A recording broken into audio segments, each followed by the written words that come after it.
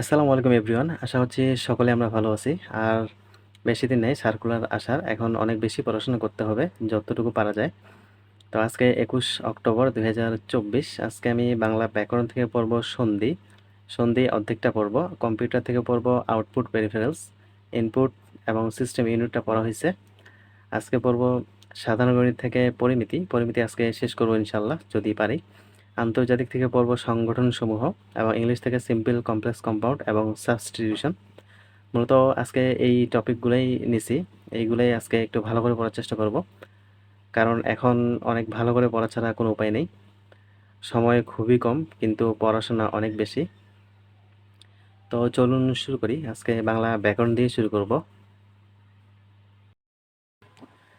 ব্যাকরণ থেকে আজকে পড়লাম হচ্ছে সন্ধি। তো সন্ধি পুরোটাই পড়ে নিই, অর্ধেকটা পড়ছি, যদিও অর্ধেকের একটু কম। তো সন্ধি সম্পর্কে এখানে একটু পড়াশোনা আছে, খুবই গুরুত্বপূর্ণ পড়াশোনা। এখানে অনেক ইনফরমেশন আছে, যদিও এখানে তথ্য দেওয়া আছে কম। তো সন্ধি 3 প্রকার: স্বরসন্ধি, ব্যঞ্জন সন্ধি, বিসর্গ সন্ধি।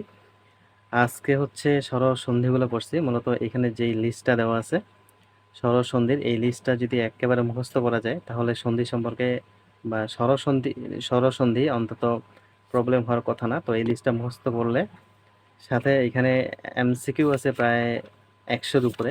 এই এমসিকিউগুলো যদি একটু ভালো করে পড়া যায় তাহলে স্বরসন্ধি সম্পর্কে পড়াশোনা কমপ্লিট।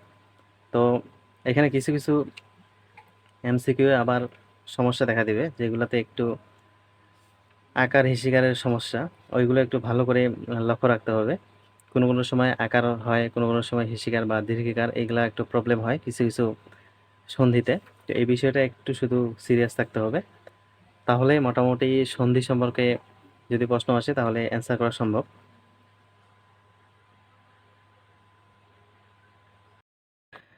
আলাজ কম্পিউটার আওয়ার থেকে কম্পিউটার অংশটা পড়তেছি। গতকালকে ইনপুট পেরিফেরালসটা পড়ছিলাম, আজকে পড়লাম হচ্ছে আউটপুট পেরিফেরালস। তো আউটপুট পেরিফেরালস সম্পর্কে কয়েকটা বিষয় একটু বিস্তারিত পড়া দরকার। এজন্য এখানে কয়েকটা আউটপুট পেরিফেরালসের বিস্তারিত দেওয়া আছে, এগুলো একটু ভালোভাবে দেখে নিলাম। তো প্রথমে বললাম হচ্ছে মনিটর। তো মনিটরে এখানে কয়েকটা প্রকারভেদ আছে,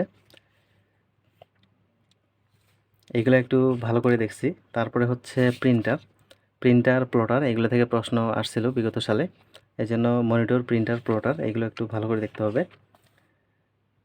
তারপরে আছে প্রিন্টারে এখানে অনেকগুলো প্রকারভেদ আছে, এই প্রকারভেদগুলো একটু ভালো করে দেখতে হবে। মূলত মনিটর আর প্রিন্টার এই দুইটা খুব বিস্তারিত এখানে দেওয়া আছে, যেগুলো থেকে প্রশ্ন আসার সম্ভাবনা একটু বেশি। তারপরে আছে মাল্টিমিডিয়া প্রজেক্ট এবং প্লটার থেকে প্রশ্ন আসছিল। তো প্লটার অংশটা একটু ভালো করে দেখতে হবে। তারপরে আছে ইনপুট আউটপুট পেরিফেরালস, এখানে দুইটা জিনিস দেওয়া আছে, তার টাচ স্ক্রিন আর হচ্ছে ডিজিটাল ক্যামেরা। এই দুইটা একটু ভালো করে করতে হবে, কারণ এইগুলো থেকেও প্রশ্ন আসার সম্ভাবনা আছে মোটামুটি, কারণ টাচ স্ক্রিনটা খুবই গুরুত্বপূর্ণ।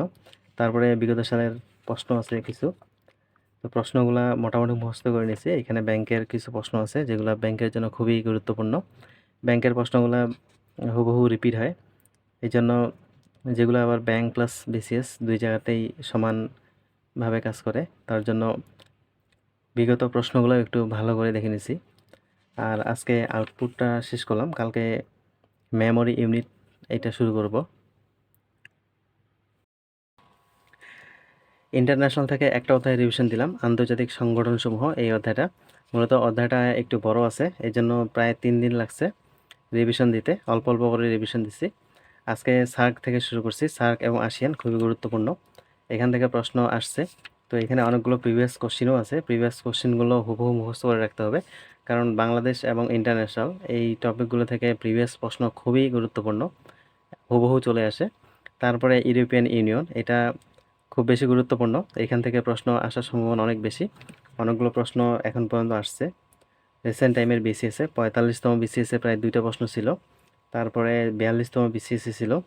আর এখানে অনেকগুলো প্রিভিয়াস প্রশ্ন আছে, ওইগুলো একটু দেখে নিতে হবে। তারপরে বললাম হচ্ছে অর্থনৈতিক ও বাণিজ্যিক সংগঠন, এখানে অ্যাপেক, এনডিবি, ডি8 এই টাইপের যে সংগঠনগুলো আছে এগুলো খুবই গুরুত্বপূর্ণ। তো এখান থেকে ডি8 আর হচ্ছে ব্রিক্স, এখান থেকে প্রশ্ন আসছিল এই দুটো টপিক থেকে।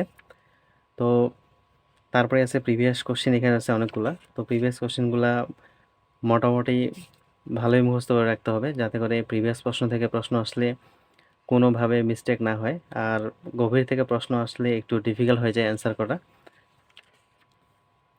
তারপরে হচ্ছে আন্তর্জাতিক স্বেচ্ছাসেবী সংস্থা, এটা পড়লাম। তো এখান থেকে ট্রান্সপারেন্সি ইন্টারন্যাশনাল, এখান থেকে 2টা প্রশ্ন আসছিল মোটামুটি। আর হচ্ছে এদিকে রেড ক্রস আর রোটারি ইন্টারন্যাশনাল একটু দেখে রাখতে হবে।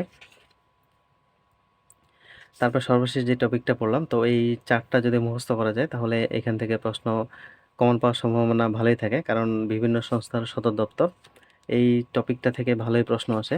তো প্রিভিয়াস কোশ্চিন যদি দেখি, এখানে প্রায় 7টা প্রশ্ন আছে রিসেন্ট টাইমের, 36 থেকে 42 পর্যন্ত। তাছাড়া অন্যান্য চাকরির পরীক্ষার জন্য আবার 46টা প্রশ্ন আছে প্রিভিয়াস। তো এই বিষয়গুলো একটু খেয়াল রাখতে হবে যাতে প্রিভিয়াস থেকে প্রশ্ন আসলে কোনোভাবে মিস্টেক না হয়। ইন্টারন্যাশনাল বা বাংলাদেশ প্রিভিয়াস বেস পড়াটাই ভালোই উপকারী, কারণ প্রিভিয়াস থেকেও ভালো প্রশ্ন আসে, এজন্য প্রিভিয়াসটাকেও একটু ভালো ফোকাসে রাখতে হবে।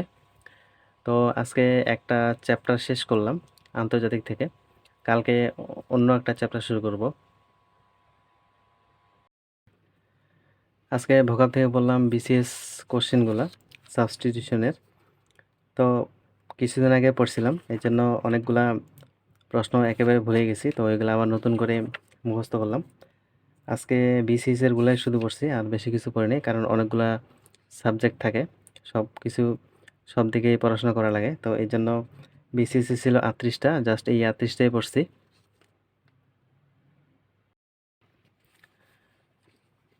ইংলিশ গ্রামার থেকে পড়তেছি সিম্পল কমপ্লেক্স কম্পাউন্ড, গতকালকে অর্ধেক পড়ছিলাম, আজকে বাকি যতটুকু ছিল পুরোটাই পড়লাম।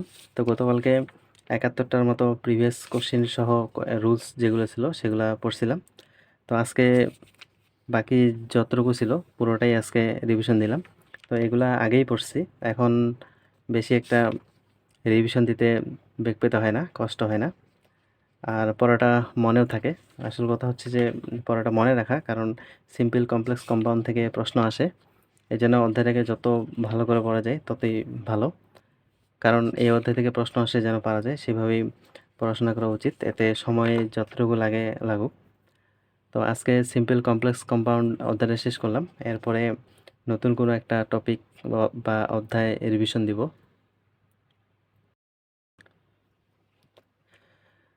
পরিমিতি অধ্যায়টা করতেছি আশাফুলস ম্যাথ ককটেল প্রিলি বই থেকে।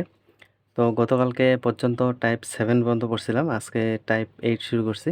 এখানে আছে বর্গক্ষেত্র, বর্গক্ষেত্রের 3টা মাত্র সূত্র, এই 3টা দিয়েই মোটামুটি সবগুলো ম্যাথ করা গেছে, ইজি ছিল। আর দু একটা ম্যাথ একটু ডিফারেন্ট টাইপের ছিল, যেগুলো টিক দিয়ে রাখছি যাতে করে পরবর্তীতে এগুলো রিভিশন দিতে পারি, কারণ সমস্যা হলে এই টিক দেওয়াগুলোতেই সমস্যা হবে। তাছাড়া ম্যাথগুলো মোটামুটি ইজি ছিল। তারপরে বললাম হচ্ছে রম্বস, রম্বসের এখানে সূত্র আছে 2টা, মোটামুটি সূত্র বেজেই ম্যাথগুলো। তারপরে বললাম হচ্ছে ট্রাপিজিয়াম।